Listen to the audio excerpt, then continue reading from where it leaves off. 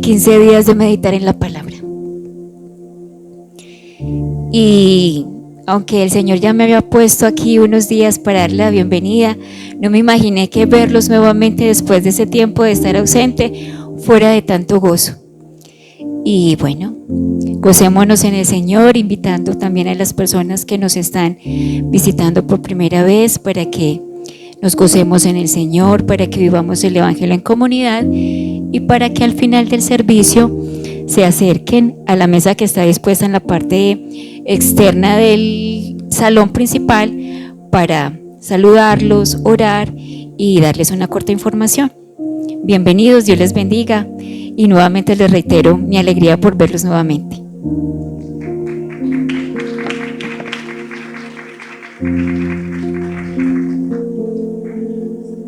Bueno, gloria a Dios. Para mí también fue un gusto por fin conocer a Erika, que sé pues que han estado orando por ella y que también su esposo nos bendice tanto con su trabajo en el comité y otros servicios que el hermano aquí nos brinda. Una enorme bendición. Bueno, reciban un cordial saludo, como decía Erika hace un momento, enorme bendición que nos volvemos a encontrar. Yo sé que este fin de semana es un fin de semana un poco complejo porque muy seguramente muchos están por fuera, ¿cierto? Normalmente pues con estos festivos algunas personas aprovechan para salir, así que eso no solo pasa acá. Yo recuerdo con mucha frecuencia en la iglesia en la que he servido por varios años, en el Rey del Estadio, que es muy común en un festivo que las personas salen y bueno, también es importante pues eventualmente salir, pero los que estamos acá, enorme bendición que nos podemos reunir para pensar, meditar y que la palabra del Señor pues trate nuestro corazón, pero principalmente para hacer algo que Erika nos decía precisamente ahorita, cuando estábamos orando con el equipo que nos sirve hoy, pensábamos en la importancia de la comunidad. Realmente el Señor nos hizo relacionales. Y el Señor se relaciona consigo mismo. Suena un poco extraño, pero Dios no nos hizo porque Él estuviera aburrido. Realmente la palabra de Dios nos deja ver que Él al crearnos lo que hizo fue desbordarse a sí mismo. El propósito de crearnos es desbordarse a sí mismo para que todo lo que Él es sea conocido, para que todo lo que Él es en toda la creación sea desbordado, sus atributos, todo lo que el Señor es en su plenitud, pero también nos deja saber que Él en la eternidad pasada, antes de crear todo, estaba en completa relación consigo mismo, y es hermoso pensar en eso. Bueno, pero de eso no vamos a hablar hoy. Yo quiero invitarlos, vamos a mirar a ver si de pronto tienen un videíto, ¿sí? ¿Fue posible? ¿No? Perfecto, no, está bien. Estaba yo mirando un video el día de ayer y voy a llevarlos a que se imaginen la siguiente imagen. Nuestro sistema solar está en este mismo momento avanzando por el espacio. Y es hermoso, no sé si has llegado a ver esa imagen, que la recrean pues obviamente a computador del Sol, nuestro Sol avanzando y todos los planetas alrededor del Sol girando, pero va el movimiento, no es que está quieto, sino que en el espacio va a través de la galaxia, va haciendo un movimiento hermoso. Y es hermoso ver cómo los planetas van girando alrededor del Sol, incluyendo la Tierra, y como si fuera una pieza de reloj. Cada planeta está haciendo aquello que el Señor determinó que hiciera. Claro, los científicos hablan de la gravedad, de cómo ellos son atraídos por la gravedad de cada planeta y cómo como en mayor o menor proporción cada planeta está aportando un equilibrio que hay en nuestro sistema, pero finalmente existe. Y a eso es lo que yo quisiera que pudiéramos en nuestra parte introductoria de la exposición bíblica pensar, que todo lo creado, estamos mirando hacia el espacio imaginativamente, pero si tú miras la creación misma, que es uno de los libros que Dios ha dejado para que conozcamos a Dios, vas a ver que en la creación hay orden, hay equilibrio. No están puestas las cosas al azar. Dios soberanamente está llevando a cabo un plan de redención en un mundo que trabaja de acuerdo a unas leyes y unas normas que Él ha establecido que así sean. Y un propósito. Sin lugar a duda hay un propósito. Nosotros hoy vamos a estar hablando precisamente de eso, de un propósito en la vida del apóstol Pablo que se dio mientras él estuvo en vida en gozo. Hace 8 días estábamos hablando de una oración en amor. Hoy vamos a hablar de un propósito en gozo. Quiero invitarlos a que leamos unos versos del Salmo 19 antes de ir a nuestro texto de hoy. El Salmo 19 dice, verso número 1, los cielos proclaman la gloria de Dios, y el firmamento anuncia la obra de sus manos. Un día transmite el mensaje al otro día, y una noche a la otra noche revela sabiduría. Versículo 3. No hay mensaje, no hay palabras, no se oye su voz, pero por toda la tierra salió su voz, y hasta los confines del mundo sus palabras. En ellos Dios puso una tienda para el sol, y éste, como un esposo que sale de su alcoba, se regocija como hombre fuerte al recorrer su carrera. De un extremo de los cielos es su salida, y su curso hasta el otro extremo de ellos, y no hay nada que se esconda de su calor. Queridos hermanos, hoy vamos a hablar de cómo hay un propósito en la creación y cómo la creación está hablando acerca de algo más grande que ella misma. Y quisiera empezar por eso, porque Pablo nos está hablando de algo más grande que cualquier plan que él tenga, pero así toda la creación misma está diseñada para hablar de algo más grande, de un propósito en gozo. Así que yo les invito para que oremos. Señor, gracias te damos. Gracias por tu palabra. Esta es tu palabra, Señor, que hoy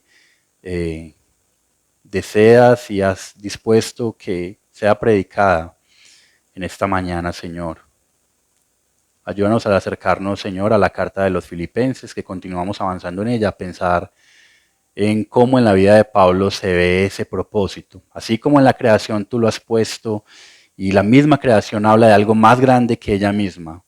Ayúdanos a ver, Señor, en la vida de Pablo cómo este propósito que tú le diste no es un propósito de tristeza o de angustia o de incertidumbre, sino que es un propósito que se vive en gozo.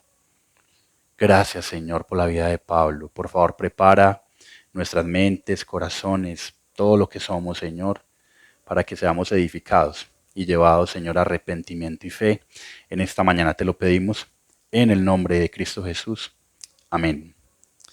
Bueno, entonces, hoy vamos a ver tres declaraciones de Pablo que hablan de un propósito en gozo. Esto lo encontramos, nuestro texto hoy está en Filipenses capítulo 1 y vamos a ver hoy los versos del 12 al 26. Vamos avanzando en esta carta hermosa que brilla por este asunto del gozo, en medio de ciertas dificultades que está viviendo el apóstol en la cárcel. Ellos allí con algunas dificultades también por maestros que quieren engañarlos, por situaciones de persecución, siempre la amenaza de la división entre ellos. Pero allí está el apóstol Pablo en una cárcel de Roma, dando ánimo a estos hermanos de la iglesia de Filipo. Y vamos a leer la palabra del Señor, Filipenses capítulo 1, del verso 12 al 26. Leo en el nombre del Padre, del Hijo y del Espíritu Santo. Quiero que sepan, hermanos, que las circunstancias en que me he visto han redundado en un mayor progreso del Evangelio, de tal manera que mis prisiones por la causa de Cristo se han hecho notorias en toda la guardia pretoriana y a todos los demás. La mayoría de los hermanos, confiando en el Señor por causa de mis prisiones, tienen mucho más valor para hablar la palabra de Dios sin temor. Algunos, a la verdad, predican a Cristo aún por envidia y rivalidad, pero también otros lo hacen de buena voluntad. Estos lo hacen por amor, sabiendo que he sido designado para la defensa del Evangelio. Aquellos proclaman a Cristo por ambición personal, no con sinceridad, pensando causarme angustia en mis prisiones. Entonces, ¿qué? Que de todas maneras, ya sea fingidamente o en verdad, Cristo es proclamado, y en esto me regocijo. Sí, y me regocijaré, porque sé que esto resultará en mi liberación mediante las oraciones de ustedes y la provisión del Espíritu de Cristo, conforme a mi anhelo y esperanza de que en nada seré avergonzado, sino que con toda confianza, aún ahora, como siempre, Cristo será exaltado en mi cuerpo, ya sea por vida o por muerte. Pues para mí el vivir es Cristo y el morir es ganancia. Pero si el vivir en la carne, esto significa para mí una labor fructífera, entonces no sé cuál escoger, porque en ambos lados me siento apremiado, teniendo el deseo de partir y de estar con Cristo, pues eso es mucho mejor. Sin embargo, continuar en la carne es más necesario por causa de ustedes, y convencido de esto, sé que permaneceré y continuaré con todos ustedes para su progreso y gozo en la fe, para que su profunda satisfacción por mí abunde en Cristo Jesús a causa de mi visita otra vez a ustedes. Bueno, continuamos avanzando pues en esta epístola de Filipenses. Y como decíamos hace un momento, hace 8 días tuvimos la oportunidad de ver una oración en gozo, una oración en amor.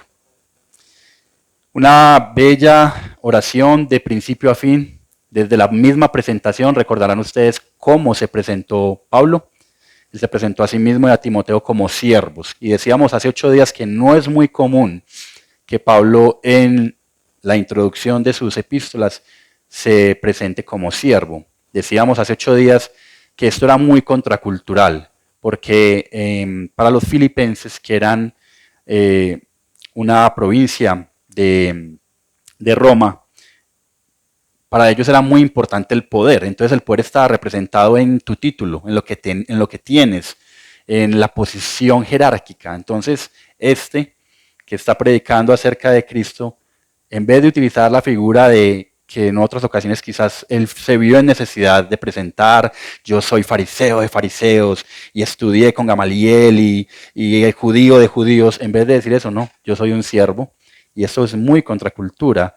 Él está colocándose a la misma altura de aquellos que han tenido en la historia un llamado a someterse a la voluntad de Dios, incluyendo a Cristo. Y en esta confesión y a través de lo que él está recordando de cómo estos hermanos han estado con él, decíamos hace 8 días, en las buenas y en las malas, o en las verdes y maduras, que ellos han estado en dificultades con Pablo, que ellos han colaborado de muchas maneras, yendo a visitarlo, colocando recursos para que otros conozcan de Dios. Él los lleva en el corazón, Él los recuerda en sus oraciones, Él les añora con el entrañable amor de Cristo Jesús y pide en oración que ellos puedan seguir creciendo en amor, pero no un amor irracional, sino un amor que tiene un conocimiento verdadero, que tiene discernimiento, para que ellos puedan escoger qué es lo que les conviene, para que ellos puedan ser irreprensibles para el día de Cristo y para que ellos puedan dar fruto de justicia, que es por medio de Jesucristo. Y ahí terminó nuestra presentación hace 8 días, nuestra introducción a esta hermosa epístola. Y después de hacer esto, de orar por ellos, después de decirles a ellos que Él está convencido de que lo que ha empezado el Señor, Él lo va a terminar, Él empieza hablando acerca de Él y les dice, hermanos, yo estoy convencido de que estas circunstancias, que no son menores, recuerden, Él está encarcelado en una cárcel de Roma. Algunos estudiosos aseguran que él tenía libertad para predicar, porque de hecho esta epístola nos deja ver en diferentes lugares que Pablo, muchas personas de la corte, que muchas personas de esta ciudad, nos da a entender que conocen del Evangelio. De alguna manera él ha podido predicar la palabra, pero él es un prisionero. De hecho, en el capítulo 2 nos da a entender el apóstol que él realmente está pasando por un proceso de juicio y que puede perder la vida. Pero en estas circunstancias de estar encarcelado, de estar sujetos quizás con cadenas, él está diciéndoles, quiero que sepan, hermanos, que estas circunstancias han redundado, han producido un mayor progreso del Evangelio. progreso del Evangelio. Esa es la primera frase, nuestra primera declaración de Pablo. ¿Qué es lo que realmente en el propósito que Dios ha dado a Pablo es tan importante para Pablo? El progreso del Evangelio. Sí, hay unas circunstancias, pero hermanos, hay algo más grande que está pasando. Hay algo más grande que está avanzando, que está progresando. De tal manera que Dios está utilizando las prisiones de Pablo para que muchas otras personas, si seguimos leyendo en el verso 13, al ver que la causa por la que él está encarcelado ahí no es porque mató a un hombre, no es porque él se robó una gallina, no es porque él está alborotando políticamente al Estado, sino por esta causa de Cristo, esto ha generado tanto revuelo que las personas saben que es por Cristo que él está ahí. Y esto está siendo de testimonio. Esto dice en el verso 13, por la causa de Cristo se han hecho notorias en toda la guardia pretoriana y a todos los demás. O sea, no es solamente la guardia pretoriana o los soldados romanos, sino que todos los demás. ¿Quiénes son todos los demás? Casi que uno se le viene a la cabeza, ¿quiénes son los demás, Pablo? Y continúa el verso 14. La mayoría de los hermanos, confiando en el Señor por causa de mis prisiones, tienen mucho más valor para hablar la palabra de Dios sin temor. Entonces, lo que nos está diciendo Pablo es que efectivamente en medio de sus prisiones, en medio de sus dificultades, esta expresión mis prisiones la encontramos en el verso 7 y también la encontramos en el verso 17. Él ha asumido esto que el Señor ha dispuesto como algo propio, no lo está tomando como, no se está quejando como una injusticia, no está diciendo por qué me han metido a mí aquí en la cárcel. No, estas son mis prisiones. Pero el Señor está utilizando mis prisiones para el progreso del Evangelio. A causa de que es por Cristo que estoy en mis prisiones. Otros se han llenado de valor porque han visto que yo no estoy llorando, que yo no me estoy quejando, que yo no estoy sintiéndome el culpable porque, como si hubiese hecho algo malo, sino que aún aquí, en medio de sus prisiones, Pablo está dando testimonio de aquel que lo ha rescatado. Pablo se goza por lo que Dios hace a pesar de sus circunstancias. Hermanos, en el momento en que Pablo escribió esta epístola, su encarcelamiento por causa de Cristo era conocido no solo por los soldados asignados al emperador, sino también por la casa imperial. Eso nosotros lo encontramos claramente en el 4:22. Dice la palabra del Señor, todos los santos los saludan, especialmente los de la casa de César. Así que el Evangelio ha avanzado a pesar de, o más bien, el Señor ha utilizado estas circunstancias para que el Evangelio avance. Y Él está hablando ya de hermanos en el verso 14, es decir, hay iglesia en Roma. El Señor está haciendo algo en Roma. Y dice aquí un comentarista que quizás aún no solo en la población romana, sino aún más allá, el Evangelio de un encarcelado, de alguien que está en prisión, de alguien que a pesar de que la razón por la que lo encarcelaron es Cristo, sigue predicando a Cristo. Así que esta primera declaración es el progreso del Evangelio. Esta primera declaración del propósito en gozo en el que se encuentra Pablo es el progreso del Evangelio. Vamos a mirar los versos del 15 al 18 donde encontramos esta segunda declaración. Y dice la palabra del Señor, algunos a la verdad predican a Cristo, aún por envidia y rivalidad, pero también otros lo hacen de buena voluntad. Estos lo hacen por amor, sabiendo que he sido designado para la defensa del Evangelio. Aquellos proclaman a Cristo por ambición personal, no con sinceridad, pensando causarme angustia en mis prisiones. Y esta pregunta tan clave en el verso 18, ¿entonces qué? Como quien dice, entonces, ¿qué debería hacer yo? Y él dice que de todas maneras, ya sea fingidamente o en verdad, Cristo es proclamado y en esto me regocijo. Sí, me regocijaré. Entonces como que tenemos una balanza. Hay unos que por envidia y rivalidad, es decir, aclara el apóstol, por ambición personal, no con sinceridad, pensando causarle angustia a él, pero en el otro lado tenemos estas personas que comparten el Evangelio de Cristo por buena voluntad. De hecho, hace la claridad por amor. Recuerden que venimos pensando en esta palabrita, amor. Él anhela que ellos crezcan en amor, Porque en la medida que ellos crezcan en amor, pero no un amor irracional, sino un amor con conocimiento de quién es Cristo, un amor verdadero, con discernimiento, en la medida que ellos crezcan, van a crecer en la manera como ellos viven el Evangelio en estas relaciones. Porque es lo que básicamente está hablando es, aquí hay unas relaciones con hermanos que no andan muy bien. Aquí hay envidias, aquí hay pleitos, aquí hay personas que tienen pretensiones personales, pero están predicando el Evangelio. Y eso es muy extraño.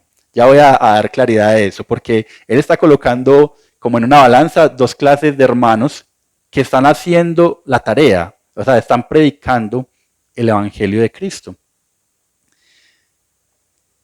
Y por eso la expresión del verso 18. Entonces, ¿qué?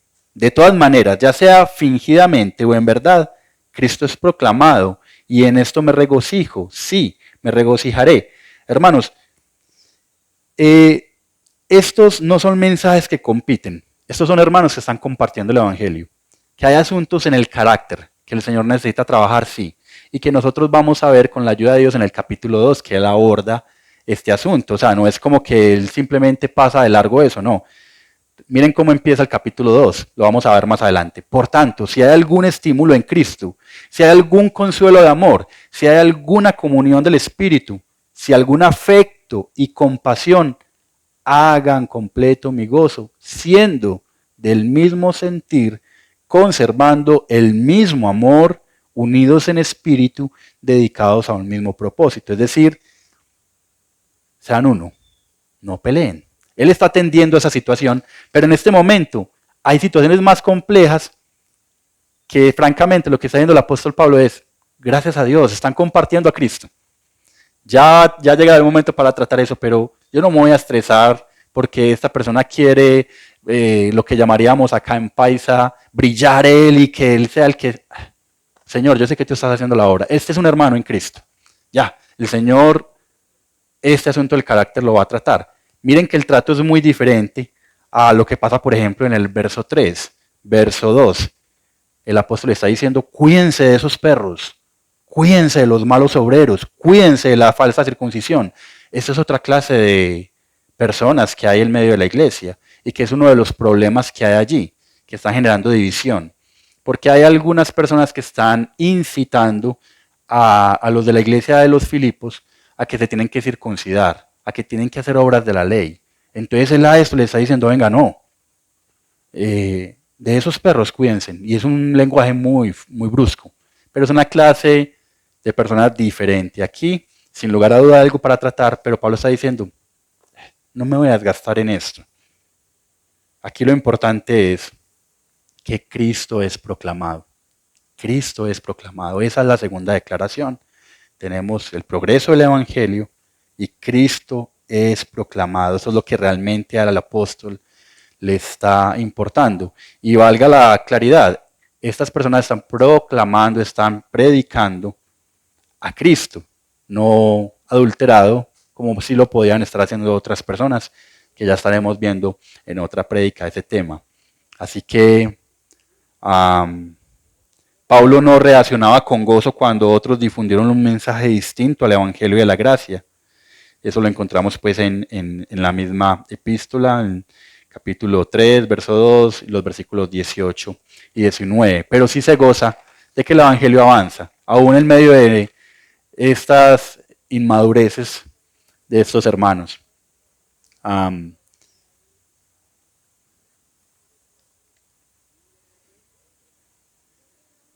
Vamos a nuestra tercera parte. Nosotros la encontramos a partir de los versos 19 en adelante hasta el verso 26. Y hay aquí una declaración hermosa, vamos a ir llegando a ella.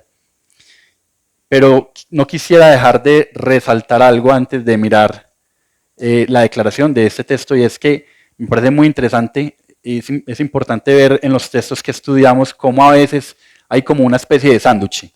En los primeros versos nosotros encontramos esta declaración del progreso del Evangelio en el verso 12, y en esta tercera porción que estamos analizando encontramos en el verso 25 el progreso del Evangelio una vez.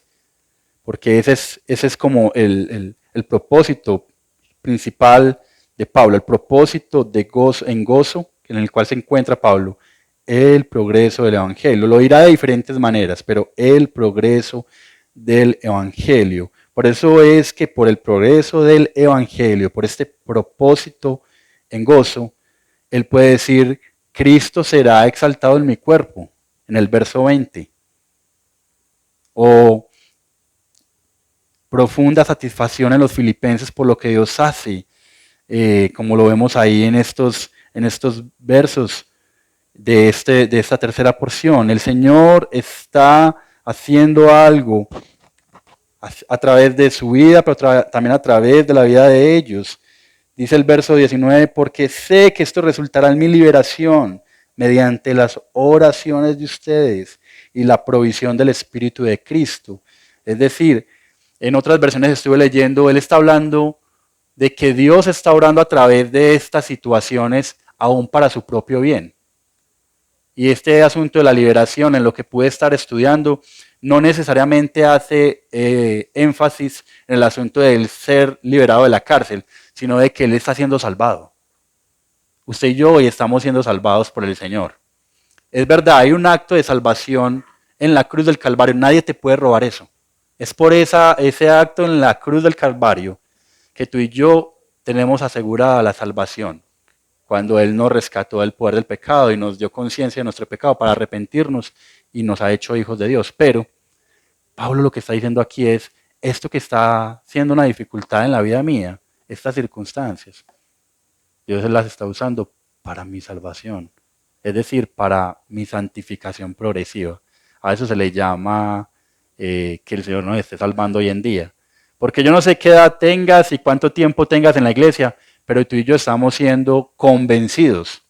Si te estás relacionando con el Señor, tú y yo estamos siendo convencidos de que hay asuntos que están muy mal en nuestra vida. Y yo sé que algunos de ustedes han tenido la oportunidad de estudiar este texto de vida centrada en el Evangelio, ¿cierto? Creo que algunos de ustedes, y si no, oye, se están perdiendo un texto muy bueno. Y este texto trata este asunto de una manera muy práctica. Hay un gráfico donde es un vértice, y en el vértice de arriba hay un letrero que dice conciencia creciente de la santidad de Dios. Y en el vértice de abajo hay un letrero que dice conciencia creciente de mi pecado. En la medida que tú y yo nos relacionamos con el Señor, ese vértice se abre. No porque Dios se haga más santo o porque yo me haga más pecador, sino porque Dios se asegura a través de su palabra de que tú puedas crecer en el entendimiento de la santidad de Dios para que te humilles. No estamos frente a cualquier ser. Es el ser creador del cielo y de la tierra. Y cuando conocemos al Señor, después de Él convertir nuestro corazón y darnos conciencia de nuestra realidad de pecado, entonces empezamos a crecer en quién es Él, pero también empezamos a crecer en qué malos somos nosotros. Y frente a ese abismo de distancia, porque yo, un pecador, no me puedo relacionar con un Dios santo, se alza la cruz de Cristo y es hermoso cuando tú ves ese gráfico, cómo la cruz se va haciendo más grande porque donde abundó el pecado, sobreabundó su gracia. Así que lo que él está diciendo acá es, yo sé que el Señor está a través de estas situaciones dándome conciencia de mi pecado para arrepentirme, está trabajando mi carácter, pero por sobre todo está avanzando su plan. Y eso es bueno para la iglesia. Y eso es bueno para mí porque para eso fui hecho, para eso fui designado. En esto me regocijo y me regocijaré, dice el verso 18, porque sé que esto resultará en mi liberación mediante las oraciones de ustedes y la provisión del Espíritu de Cristo. Y aquí en este elemento que tocábamos, empezando la exposición de la importancia de la relación, porque él lo sigue tocando. Tal vez no con la intensidad que lo vimos en la introducción hace 8 días, pero él está reconociendo que en su relación con Dios es tan importante también su relación con ellos, que le animan, que le proveen a una vez para sus necesidades, que oran por él, que envían a un hermano que vaya y lo visite, que él puede enviar a otro hermano de ellos para que los visite, y que en esa relación de hermandad el Señor va a guardarlo a él, va a guardar la iglesia. Él no será avergonzado, dice el verso 20, sino que con toda confianza, aún ahora, como siempre. Es decir, esté aquí en la cárcel o aún cuando no estaba en la cárcel. Cristo será exaltado en mi cuerpo, ya sea por vida o por muerte. Y esta es la tercera declaración. Cristo será exaltado en mi cuerpo, ya sea por vida o por muerte. Él está reconociendo que hay algo más importante, un propósito más importante que cualquier propósito que él tenga. Y es que Cristo sea exaltado en su cuerpo, ya sea por vida o por muerte, porque él ha entendido que su vida tiene sentido y tiene propósito en el plan de Dios, no en el plan de él. Humanamente uno pensaría, Pablo sería más útil afuera.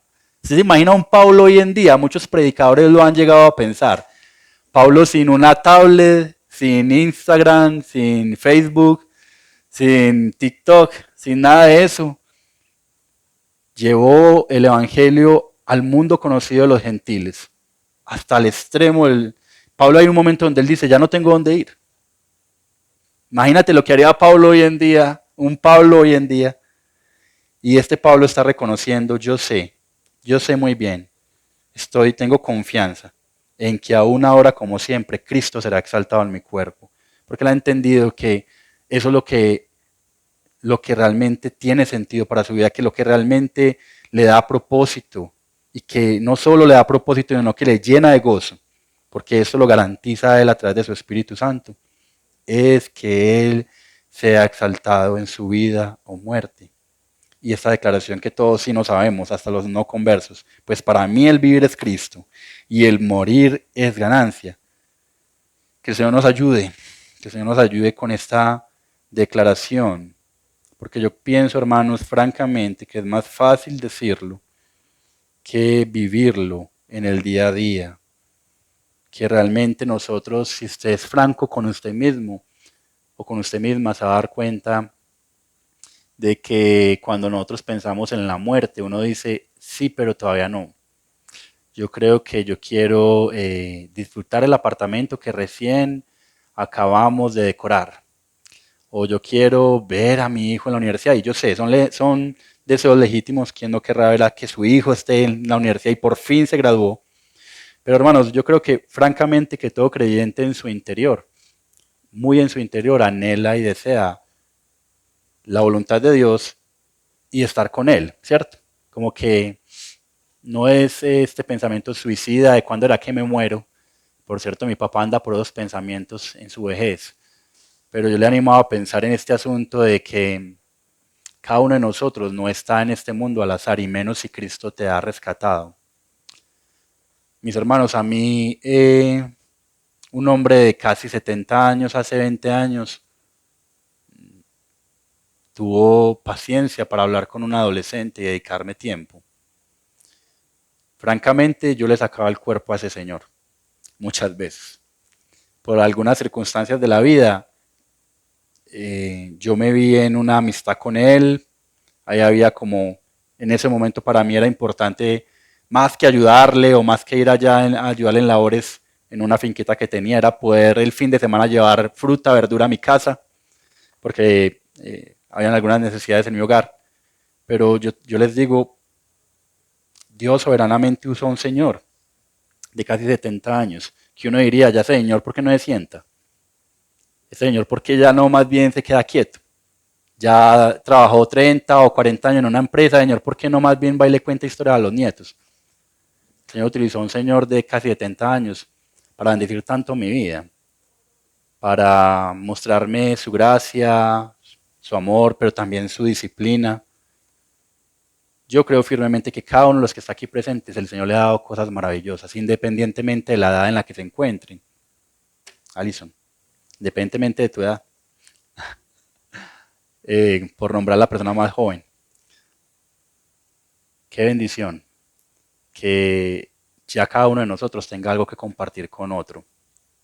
Quizás yo diría, para ser justos con la palabra, lo más importante y lo más grande que este mundo pueda ofrecer, que es Cristo, que es una realidad de pecado. Así que no se permitan perderse, porque Satanás siempre atacará nuestra identidad. Cristo será exaltado en mi cuerpo. Es esta declaración. Pablo está muy agradecido con el Señor por lo que le está haciendo en la vida de los filipenses, pero también entiende que hay dificultades allí. que hay conflictos. En el capítulo 4 él está diciendo allí, por favor, traten de mediar para que arreglen este asunto que está sucediendo entre Evodia y Síntique. Por favor, te ruego, dice ahí el verso 2, y está hablando de realidades muy propias de una iglesia. Yo no sé, pues si no has tenido una dificultad en una iglesia, hermano, te falta calle, como dicen por ahí. En las iglesias hay dificultades. A veces nos cuesta ponernos de acuerdo.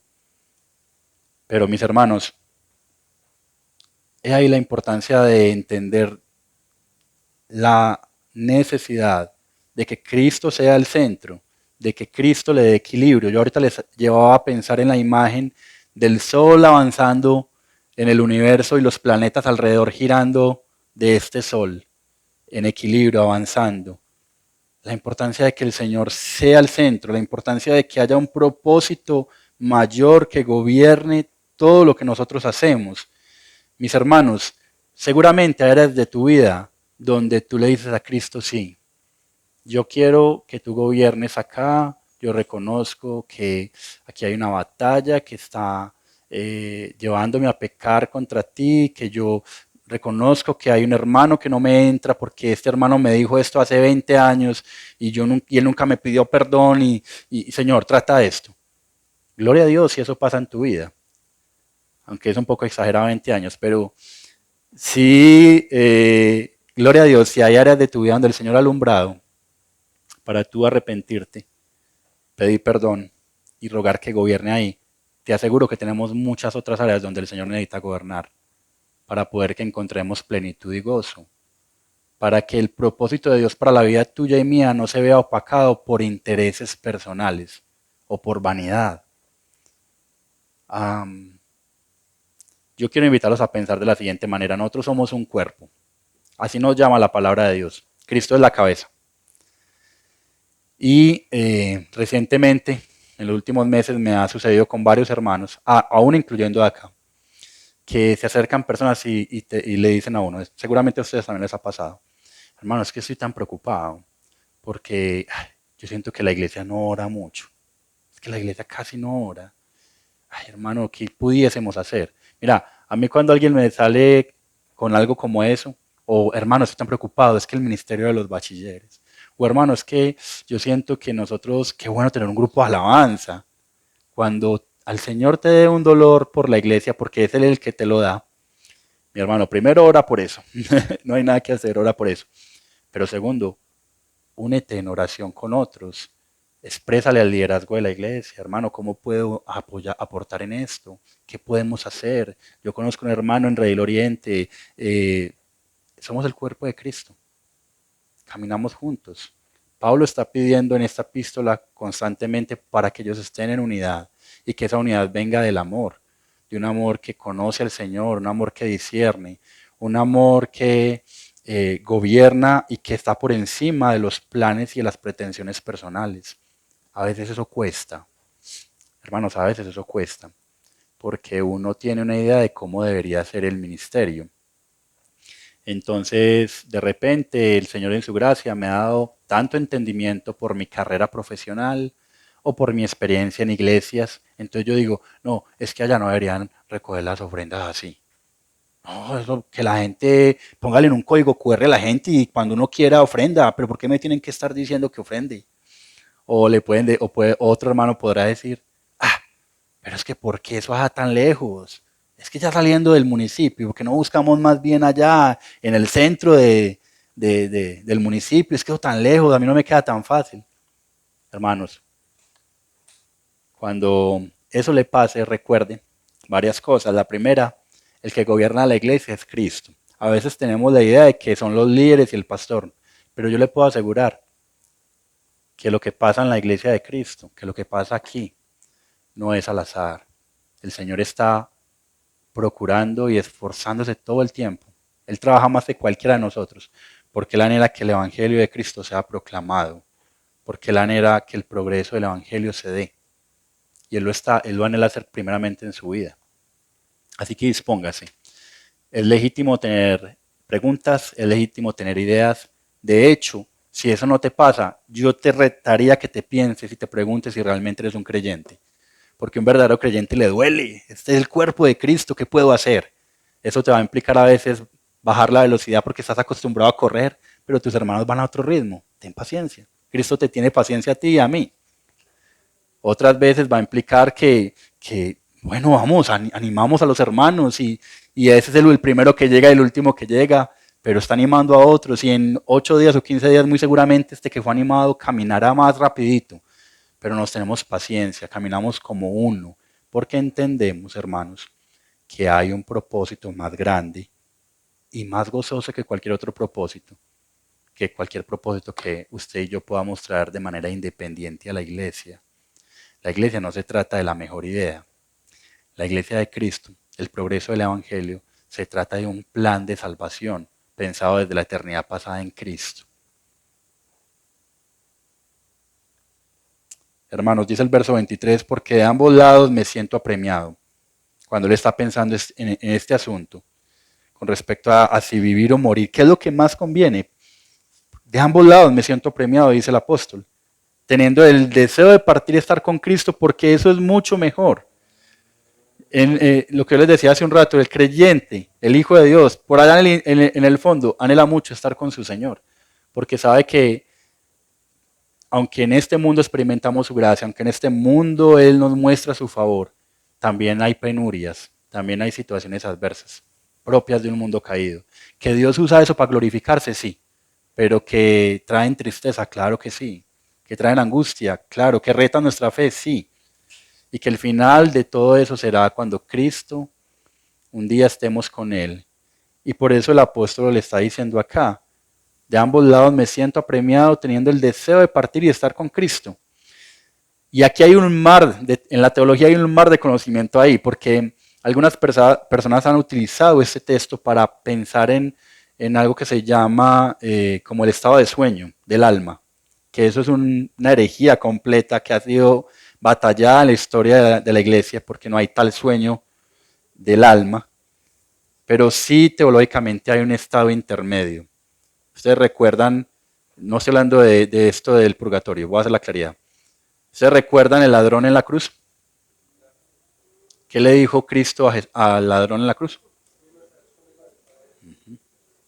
El creyente, aquel que ha sido rescatado del poder del pecado, cuando parte de acá, hay expresiones que Jesús utilizó. Ella no duerme, ella no está muerta, ella duerme. Y eso es lo que ha sido mal interpretado en muchas ocasiones, pero lo que sí es una realidad es que el creyente cuando muere pasa a disfrutar a su Señor. A esperar, sí, hay un juicio, sí. Un día este cuerpo será llevado a gloria, al mismo estado en el que está el cuerpo de Cristo en este momento, a la diestra de Dios Padre. Pero el creyente parte a disfrutar a su Señor. Eso es lo que nos está diciendo la palabra de Dios. Nosotros partimos y no quedamos en una tumba. El creyente parte a disfrutar a Cristo y a esperar el resto de las cosas que sucederán en un momento como Él las ha determinado. ¿Sí me hago entender? Entonces, Él entiende que partir de acá para ir a estar con su Señor es lo mejor que le puede pasar, pero también entiende, y esto es lo que yo quiero resaltar en este tercer punto, que sin embargo, dice el versículo 24, continuar en la carne es más necesario. ¿Pero por qué es más necesario? Por causa de ustedes. Oiga, hermanos, usted se puede imaginar que el Señor le dé la gracia a uno de ver la iglesia como algo más necesario que cualquier plan que usted tenga.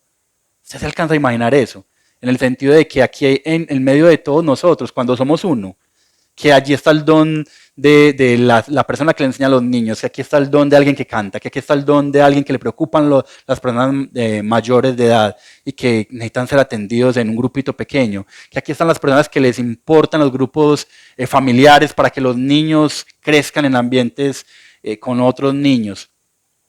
Pablo está diciendo, eso es más importante, en la medida de que yo puedo aportar lo que el Señor me ha dado para que el Evangelio siga progresando y siga avanzando, para que ustedes experimenten gozo. Porque Pablo no está siendo el egoísta, no es este tipo de egoísta que dice en la cárcel, sígame mandando cartas y sígame mandando plata para yo poder sostenerme acá, porque eso a mí me da mucho gozo. No, Pablo es el que está en la cárcel diciendo, yo estoy tan alegre de ver a ustedes cómo avanza el Evangelio en sus vidas, que lo que está pasando en sus vidas me trae gozo a mí. Y yo quisiera que el Señor me dé más vida para seguir dándole gozo a ustedes, porque Él entiende que el gozo es de lado y lado. Yo como que yo no voy a la iglesia, que me den a mí, me den y voy y escucho la predicación y yo me he salido muy gozoso, pero yo. Pero venga, hermanos, vamos a orar un ratico el sábado o el domingo encontremos para orar. No, eso que oren ellos. No, la iglesia se trata de un gozo. Dios nos está invitando a un propósito en gozo para vivirlo juntos. Pablo lo experimentó en la cárcel y anhela que ellos lo experimenten estando libres, viendo cómo el Señor se está glorificando en su vida. Es un tema de lado y lado con lo que el Señor está haciendo. Y el verso 26 termina, para que su profunda satisfacción por mí, pero vea la claridad, su profunda satisfacción por mí, abunde en quién? En Cristo. O sea, no es que soy yo, no. Su satisfacción, su alegría se desborde porque Cristo está haciendo algo en mi vida y yo puedo, a causa de visitarles nuevamente, si Él me lo permite, traer gozo a sus vidas. Hermanos, muy importante poder apreciar estas tres declaraciones del apóstol,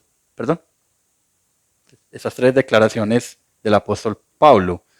El progreso del Evangelio, que Cristo es proclamado y que Cristo sea exaltado en su cuerpo. Esas tres declaraciones del propósito en gozo de Pablo, que el Señor nos dé el regalo de pensarlo para nosotros mismos. Y quizás una de las preguntas que nos deberíamos hacer esta mañana es: ¿para quién vivimos? Yo sé que esa es una pregunta que uno casi que automáticamente dice: no, yo vivo para el Señor. Pero piensa, ¿qué lugar tienen tus posesiones, tus hijos, tu intelecto, tu carrera? Todo eso gira alrededor de Cristo. Vive todo eso para glorificarlo a Él mientras estoy en la empresa, mientras estoy en el estudio, mientras me comunico con el vecino, mientras hago deporte. O eso está satisfaciendo mi ego, mis intereses personales. Piensa en eso. ¿Es la fama del nombre de Cristo lo más importante para ti? ¿O lo es la comodidad y la vida fácil? ¿Qué es lo que es más importante para ti? ¿Qué es lo que te mueve? Miren, yo ayer estábamos en el tiempo de oración, el pastor César estaba con nosotros orando ayer, allí en Calle Real, y yo hacía esa confesión. Yo le decía al hermano y a otra hermana que estaba ahí, le decía: oye, yo tengo que reconocer que hay algo en mi vida, yo lo pensé en ese momento, hay algo en mi vida que está expresando gozo, disfrute, más que este asunto de que Cristo sea quien sea exaltado y quien brille. ¿Y saben cómo lo veía? Lo veía en este asunto de que espero con tantas ansias cierto día a la semana por algo que pasa ese día.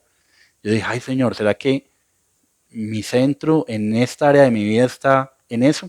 ¿Será que yo encuentro tanto disfrute en eso y no en esas otras cosas que glorifican a Dios, pero que eso tiene mucho que ver con mi satisfacción personal? Y tuve que pedir perdón. Señor, ayúdame, porque yo anhelo, de verdad lo digo abiertamente, a través de la epístola de Filipenses, que primeramente mi vida, pero también la vida de ustedes, encuentre un centro, un propósito en gozo en Cristo. Así, de esa manera, nosotros no encontraremos disfrute solo el domingo, sino que en todo lo que yo hago, amarrado y anclado al propósito de Cristo, que el Evangelio avance, que el Evangelio sea proclamado, que mi vida glorifique a Dios, sea una realidad en todo lo que yo hago. ¿Qué has hecho, o más bien, a qué te ha llamado el Señor en favor del avance del Evangelio? Piensa en eso. ¿En qué es lo que te duele cuando piensas en la iglesia? Piensa qué necesidades tiene la iglesia. Quizás nos hace falta ir a un barrio de necesidad y llevar algo de comer y mostrar amor. O quizás pensar en la canasta del pan y el pez, algo tan sencillo, ahí está. Que ahorita hablaba con algunas hermanas, qué rico que tú cada 8 días puedas pensar: aquí hay una oportunidad de evangelio, porque cada 8 días con un mercadito vamos a un lugar donde hay necesidad, o aquí mismo una persona que tenga necesidad, y se le puede mostrar gracia, se le puede mostrar a Cristo. Es que Cristo se ve a través de este tipo de acciones, de una iglesia que piensa en otros. O el agüita que está allá, que hay una ofrendita que se da para la agüita y con eso se compra más agüita o otros recursos para la sede.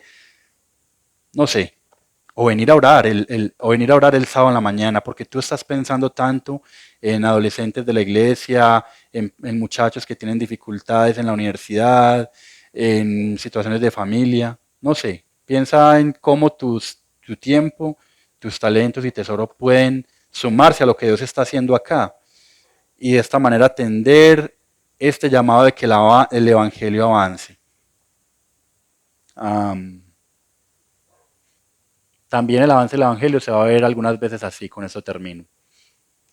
Conozco un bachiller, un adolescente de la iglesia donde he servido varios años llamado Juan Diego. Y Juan Diego es una persona que tiene problemas para relacionarse con otras personas. Él es más bien retraído. Hace 2 años fuimos a un campamento de jóvenes, de adolescentes, perdón, allí en la iglesia. Y hicimos una repartición de los muchachos. Había un profesor con 4 o 5 muchachos en cada cabaña. Fue un tiempo muy bonito, pero resulta y sucede que hace 2 años pasó algo muy triste. Pensamos que se había solucionado en su momento, pero hasta hace poco me di cuenta que no. Y fue que a este muchacho, que era retraído, o que es retraído, que es tímido, en el campamento le hicieron lo que llaman los muchachos un tortugazo. ¿Sí conocen qué es un tortugazo? Un tortugazo es coger el bolso, voltearlo al revés, sacarle todas las cosas y tirarlas por ahí. Y como si eso fuera poco, le metieron un extintor y una ratica muerta. Entonces el muchacho llegó de una actividad que estábamos haciendo, encontró las cosas tiradas y su bolso volteado al revés con un extintor adentro y una ratica muerta. Llamamos a las personas que habían hecho eso, les llamamos la atención, los muchachos públicamente le pidieron perdón a este muchacho, pero hace 3 meses, hablando con él, invitándolo para un campamento que íbamos a hacer, el muchacho me dijo, yo no voy a ir allá. ¿Pero por qué? ¿Qué pasó, Juan Diego? No, yo no quiero ir. No me quiso decir. Hablé con la mamá y la mamá me dijo, no le digas que yo te dije, pero él está resentido porque le hicieron eso hace 2 años. Entonces lo invité a comernos una pizza, estuvimos hablando, le hice la invitación por los laditos, sin mencionarle el asunto, y él mismo confesó y dijo, yo no quiero ir allá, yo mantengo mucho resentimiento por lo que me hicieron. ¿Sabes cómo se vio el Evangelio ese día? La gloria sea para el Señor, ni más faltaba yo. Creo que el Señor es el que da esa gracia y a través del Espíritu Santo, que eso lo mencionamos hace 8 días, que Él da el discernimiento. Yo le dije a este pelado, le dije, Juan Diego, ¿sabe qué? Yo le quiero pedir perdón, porque nosotros como iglesia le fallamos a usted.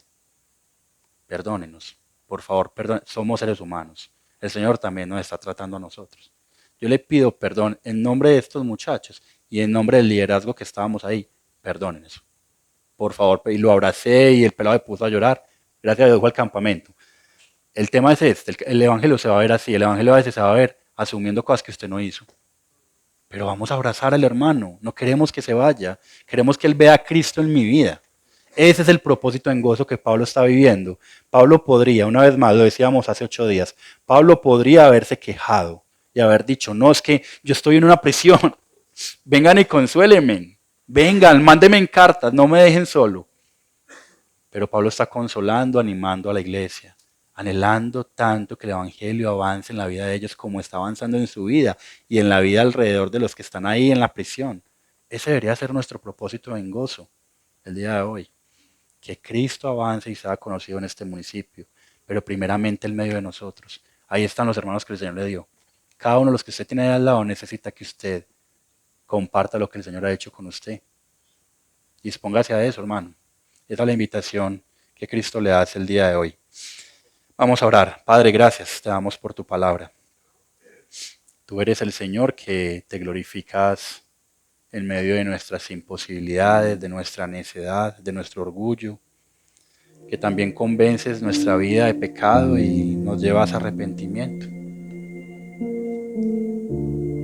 Por favor, no permitas que hoy nos vayamos como quien consumió un producto y sale y se fue, sino más bien convéncenos, Señor, de que nos has amado tanto en Cristo, a pesar de nuestra rebeldía, de nuestro orgullo, de nuestro engaño, y que nos has sembrado en esta iglesia, que no es perfecta, como ninguna lo es, que algunos dirán no es tan grande,